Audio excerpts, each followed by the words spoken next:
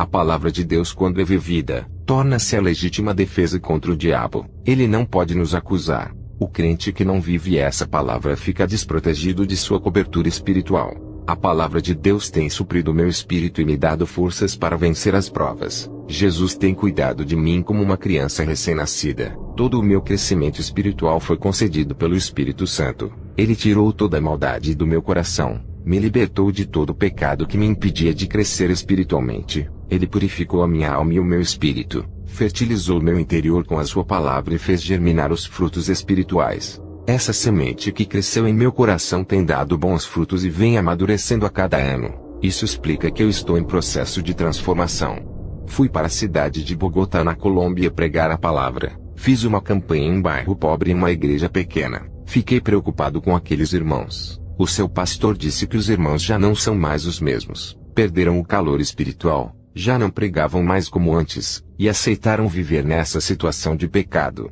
Alguns dessa igreja saíram em busca do calor que perderam, e foram para outros ministérios. O defeito não estava na igreja, estava em suas atitudes. Eles decaíram na fé, estavam à procura de igrejas que acendessem suas chamas. Jamais encontrariam essas chamas em outras igrejas se não se arrependessem de seus pecados. Se buscassem ao Senhor se arrependendo de seus pecados, aqueles galhos secos iriam enverdecer, e suas folhas cairiam e nasceriam outras novas. Os galhos floresceriam igual às flores da vara de Arão, provando que ele era santo e capacitado para ser escolhido. O galho seco não tem o Espírito Santo. Está sedento de Deus e procura meios para matar essa sede. Não tem consolador que possa encher-te.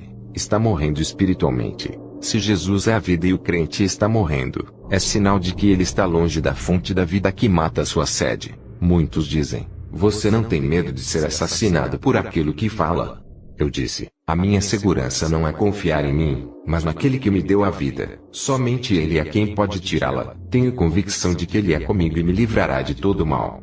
Quando terminei de falar, entrou um homem com uma arma na mão e disse: prove que você é de Deus, morrerá por ele hoje. Se quiser viver, negue o seu Deus. Eu disse: Satanás, escute aqui, esse território não é seu, perdeu. A partir de hoje eu declaro a sua derrota. O rapaz apontou a arma e disse: hoje tu vai morrer. Eu disse: pode atirar, da sua arma não sairá nenhuma bala. A minha vida pertence a Deus. A chave da morte está nas mãos de Jesus. Somente Ele pode me matar. Quando eu comecei a falar essas palavras, aquele rapaz caiu endemoniado para trás. Ele estava se tremendo, parecendo que estava em convulsão. Eu expulsei os demônios. Eram legiões que estavam naquele corpo. O pastor daquela igreja disse: esse rapaz não é o primeiro. Entrou outros aqui e fechou a igreja. Você foi o primeiro que bateu de frente. Eu orei por aquele rapaz e ele aceitou a Jesus. Eu continuei falando.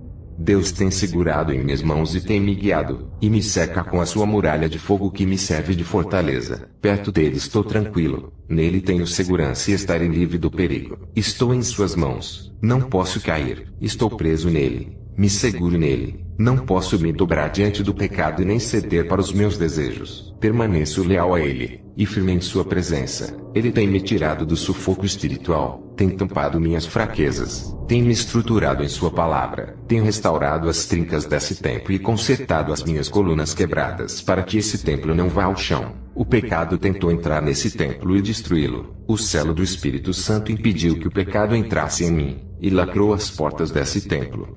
No outro dia de pregação, o pastor estava pregando. Um rapaz entrou com uma faca nas mãos para matar o pastor. O pastor ficou apavorado. Eu entrei no meio e disse: em nome de Jesus, tu estás paralisado. Aquele rapaz havia levantado a mão para dar uma facada no pastor. Seu corpo ficou paralisado como uma estátua. Eu assoprei e ele caiu. Expulsei o demônio. Aquele rapaz ficou livre. Mais um atentado de morte e mais um livramento de Deus. Através de Jesus, o meu conhecimento sobre o mundo se tornou diferente daquele conhecimento que eu tinha antes. Hoje vejo as pessoas com um olhar de misericórdia. Não é mais aquele olhar de desprezo, e sim um olhar de amor, um olhar de querer salvá-las. O olhar de Deus está em mim. O mundo é o retrato do pecado. Tudo o que acontece nele de ruim é a consequência do pecado. Se o mundo todo se arrependesse e não praticasse mais o pecado, não teria tanta maldade e catástrofes. Deixe Deus entrar nos seus sentidos, e deixa Ele criar os seus projetos do nada na sua vida.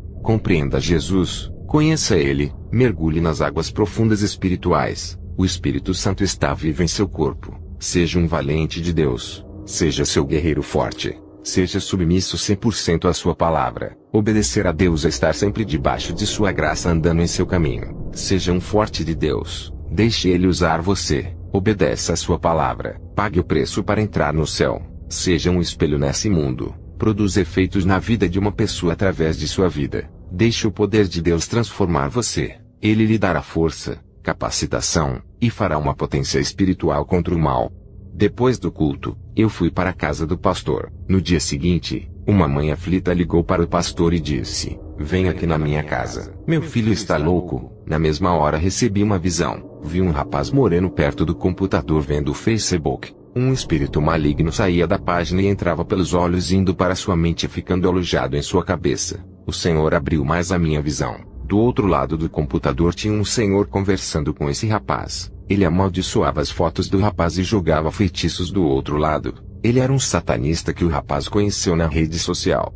Fui na casa do rapaz que estava louco, expulsei o demônio, falei para ele não usar mais o Facebook. Ele disse que não iria mais usar e se converteu ali mesmo. Fui ministrar em outra igreja, e foi-me revelado o estado daquela congregação. A mensagem para aquele lugar foi sobre as paixões do mundo que domina a cabeça. Outros irmãos tomavam decisões erradas quando estavam nervosos e com o emocional à flor da pele. Tudo isso tirava a razão, deixando eles irracionais sem equilíbrio mental, indomáveis e explosivos. A oração iria amortecer as suas carnes e domar seus corações controlando seus pensamentos e temperamentos. Muitos ali estavam sendo enganados pelos falsos profetas por não saberem a palavra de Deus. Eles não tinham entendimento da palavra, eram ouvintes e não praticantes. Eles não deixavam o Espírito Santo lhe usarem, não deixavam ele comandar a ministração e conduzir.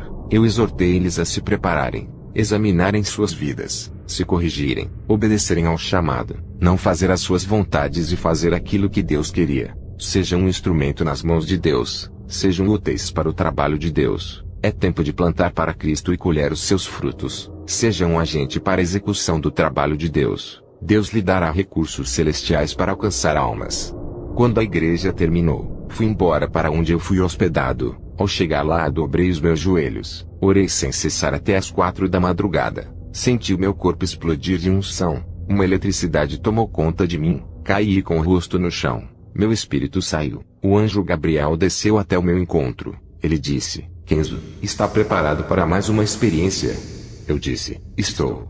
Subimos ao céu. O portão celestial se abriu e eu entrei para dentro do paraíso. Que saudades voltar para esse lugar. Os anjos do céu me receberam. Eu não sabia, mas o meu nome era popular no céu pelas obras que eu fazia na terra e pela vida que eu vivia na terra. Os falsos profetas, apesar de terem sua fama na terra, seus nomes não são citados no céu. O anjo me disse: "Satanás quer destruir a igreja através do pecado. Diga para eles rejeitarem o mundo e o que Satanás lhe oferece. Diga para matarem a vontade da carne e seus desejos dos corações. Aqueles que estão em Cristo e vivem uma vida santa, nenhum mal lhe atingirá, nem feitiçaria poderá te fazer mal, pois a santidade é sua armadura." Diga para a igreja fazer obras de caridade, ajudarem os oprimidos e aqueles que necessitam.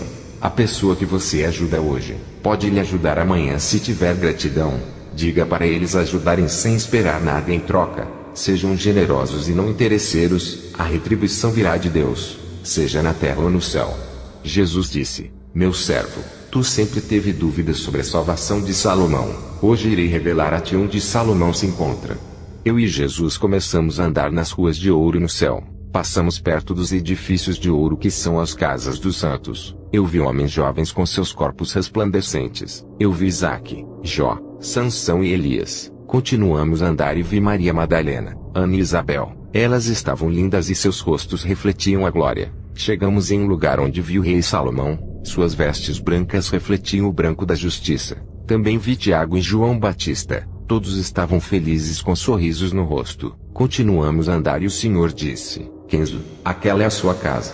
Ao olhar, eu vi um grande prédio de ouro. Depois entramos na sala das coroas. O Senhor me mostrou a minha coroa. Também vi as minhas vestes brancas, a qual eu vou me vestir quando eu for morar lá. Vi os meus galardões que eu juntei na terra através do meu trabalho para Cristo. Jesus me disse: "Estamos em um tempo onde muitos estão famintos espiritualmente. Eles não sabem como se alimentar. e procuram prazeres no mundo e não conseguem suprir suas necessidades espirituais com aquilo que é passageiro. O pecado pode alimentar a carne, não o espírito, e nada adiantará, pois o meu espírito se alimenta de mim e de minha palavra. Outros procuram falsas religiões e se alimentam de demônios e de pães imundos. Eles bebem das fontes de águas sujas e poluídas. Tudo isso causa mal-estar espiritual. Diga para minha igreja se esforçar na minha doutrina pura e santa, sem contaminação com filosofias vãs e teologias falsas. Muitos bispos e apóstolos tiveram suas mentes cauterizadas pela teologia. Não têm experiência com Deus. Vivem mortos na letra,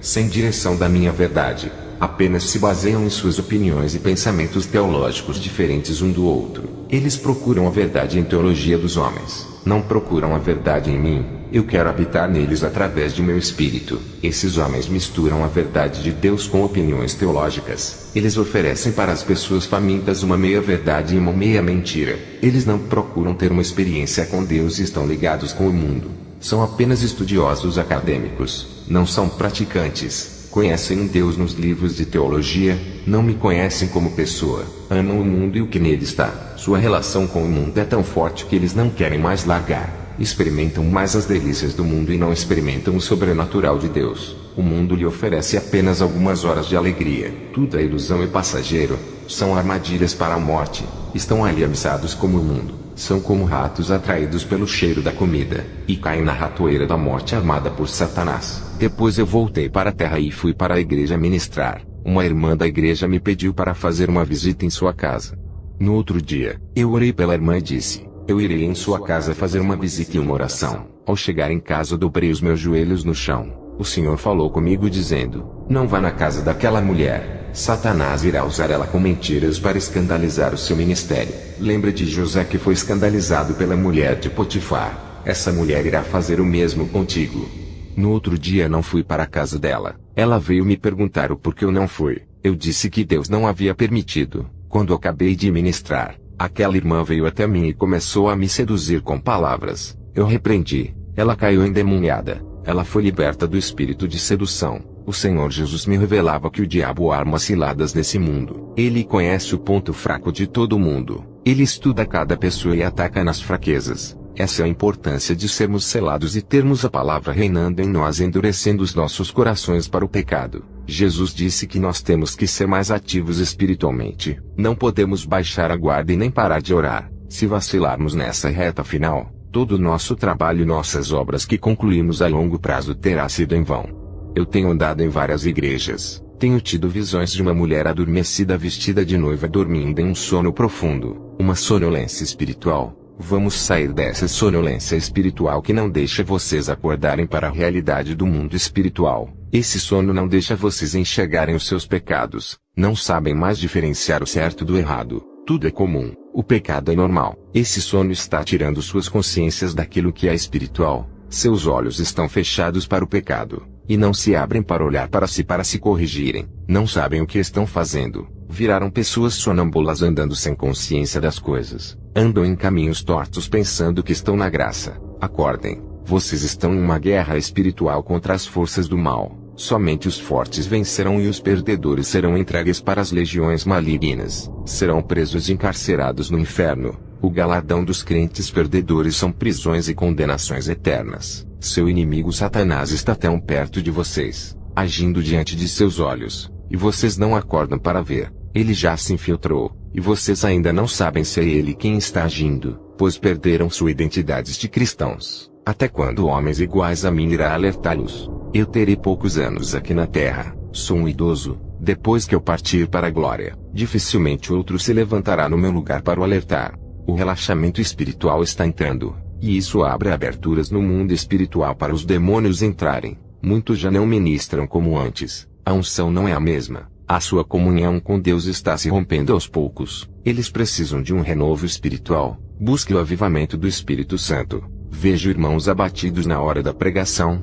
Não sentem a alegria de falar de Jesus. Não deixam o Espírito Santo dissipar a tristeza e trazer a alegria. Seus rostos tristes na hora de ministrar revelam seu estado de homens vazios por deixar os seus problemas sufocarem. Eles não deixam seus problemas fora e carregam para os dias de igreja. Não conseguem manter seus semblantes alegres e não transmitem alegria em suas ministrações. Eu não entendo por que não são felizes e alegres quando pisam seus pés dentro da casa de oração. Vocês têm o privilégio que o povo de Israel não tem. Eles rejeitaram o Messias e vocês pegaram para vocês. E mesmo assim com seus nomes escritos no livro da vida não estão contentes, deixando as provas abalarem as suas fés. Não sentem motivações por nada. Parece que vêm para a igreja obrigados. Jesus não quer isso. Ele não aceita sacrifícios imperfeitos. Peça para o Espírito Santo preencher vocês. Ele matará sua fome de felicidade, alegria, esperança e paz enchendo seus vazios. Eu cobro isso de vocês. Cobro também no meu ministério que está nos Estados Unidos. Sei que tenho que entregar o rebanho puro e sem mácula no dia do juízo. Não quero ser responsável por nenhuma alma que se perder e não se salvar. E quando eu estou triste eu dobro os meus joelhos e choro até ser consolado. O Espírito Santo me dá alívio e tira a minha dor. Quando me levanto, estou alegre. Subo no altar rindo como representante do Evangelho. Nunca subi no altar triste. Temos que ser fortes. Perdi o meu filho David. A morte traz dores. Nem tudo o que perdemos é um mal, pois a perda representa a transformação. Isso muda o coração em relação à vida. As dores físicas e emocionais nos fazem assumir uma posição de guerreiros diante da situação, e isso agrada a Deus, nos traz para perto dele, e nos faz despertar espiritualmente. Deus testa a nossa fé para ver se estamos firmes nele. A nossa fé nele nos firma nele e nos faz enxergar a Cristo. Não conte seu problema a ninguém, conte para ele, somente ele pode resolver. Dobre os seus joelhos e fale com Deus, descanse e ele resolverá. Não fique cobrando ele. Deus não se esquece de você. Mesmo que olhe para o seu problema e veja ele grande demais, lembre-se de que você tem um Deus grande, e muito maior do que qualquer problema seu. Mesmo que seu problema seja longo e pareça que nunca vai passar, lembre-se, Jesus é o dono do tempo e determina tudo. Ele te dará a resistência de esperar e fará a sua paciência ser mais longa do que seu problema. A sua fé é mais forte do que todas as suas dificuldades. Quando eu conheci a Deus, foi nas maiores dificuldades da minha vida que enxerguei Ele dentro da fornalha comigo. Tive que entrar no mundo espiritual para conhecer a Deus e todo o seu plano. O Espírito Santo invadiu o meu ser de uma maneira que fiquei sensível ao seu toque. Minha sensibilidade espiritual ficou aguda, senti mais prazer de ficar em sua presença. Satanás apareceu para mim e tentou me desanimar. Ele disse que por mais que eu pregasse a santidade, amor, perdão e o arrependimento, por mais que eu conservasse essa doutrina não teria êxito mundial, pois ele me falou que criou falsas seitas como Mormons, Testemunhas de Jeová, Adventismo e outras seitas com aparência de igrejas caridosas e bondosas para contaminar a sã doutrina, e que era tarde demais para eu espalhar a doutrina verdadeira, pois ele estava multiplicando as suas seitas enganosas pelo mundo. Satanás foi embora e eu tive uma visão, vi uma noiva de preto, uma falsa igreja sentada no trono e reinando. Uma voz me dizia: está multiplicando igrejas falsas. Irei buscar a minha verdadeira igreja antes que ela seja contaminada e enganada pelas falsas noivas, a noiva de Satanás.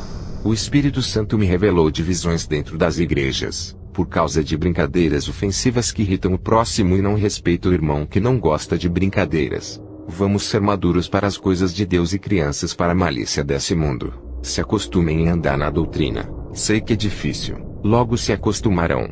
Sejam viciados em orações todos os dias, caiam nessa rotina espiritual, vivam uma vida santa. Se viverem uma vida relaxada na presença do Senhor, ninguém dará crédito por suas palavras. Você é a palavra que prega, assim como Jesus é a palavra. Muitos vivem uma vida de pecado, não ganham mais almas por escandalizarem o Evangelho, caíram em descrédito por causa de seus testemunhos. Os falsos mestres, doutores da mentira, estão dentro das igrejas usando a própria palavra de Deus para enganar como Satanás usou a palavra de Deus para enganar a Jesus no deserto. Se não estivermos revestidos com as armaduras da santidade seremos presas fáceis. O diabo não se importa com crentes que buscam bênçãos materiais. O materialismo para o diabo não tem valor nenhum, é perecível. O diabo se importa com aquilo que é eterno. Os que buscam as coisas espirituais, quem busca morar no céu, coisas não perecíveis, tudo isso incomoda o diabo. Ele sabe o que perdeu, jogou sua herança fora,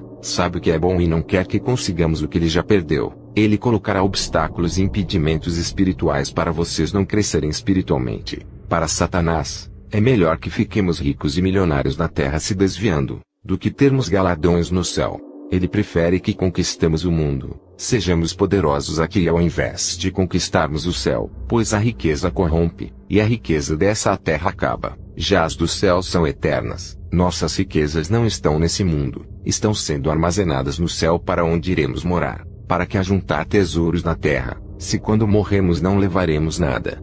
Tudo vai ficar aqui, para onde vamos não levaremos, pois o noivo nos levará e deixará os nossos bens. Que todos que ouvem esse testemunho venham a se reconciliar com Deus, que venham a receber uma unção especial ao ouvir essas palavras. Amém.